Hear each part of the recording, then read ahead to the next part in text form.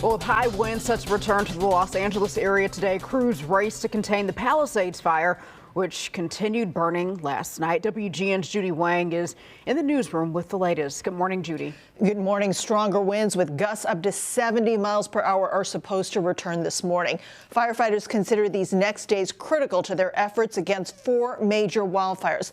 The Los Angeles County Medical Examiner reports at least 16 people dead. Most of those victims were killed in the Eaton fire, now considered among California's deadliest.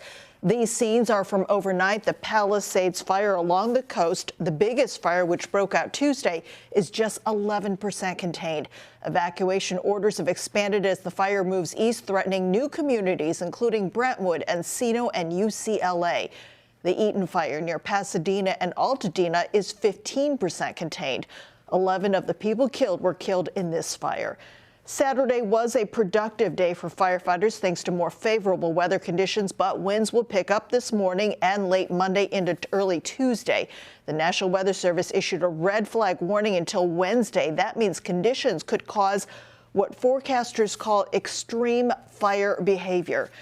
In 6 days, wildfires have destroyed 12,000 buildings and other structures. I see the photos, I see the videos, and I just want to see it with my own eyes. I know it's gone, but you just never know what you're going to see there. So I just want to see it for myself. Please understand that the inevitable public safety power shutoffs that will be implemented prior to this life-threatening Santa Ana wind event are crucial to preventing new fire starts, and that they help save lives. The other major fires, the Kenneth fire in the West Hills of LA is 90% contained. Now, the Hearst fire north of the city in the San Fernando Valley is 76% contained.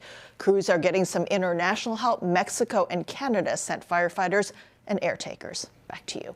All right, Judy, thanks so much for those updates.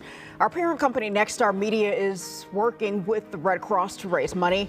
Our stations across the country are participating. You can scan the QR code on your screen for more information.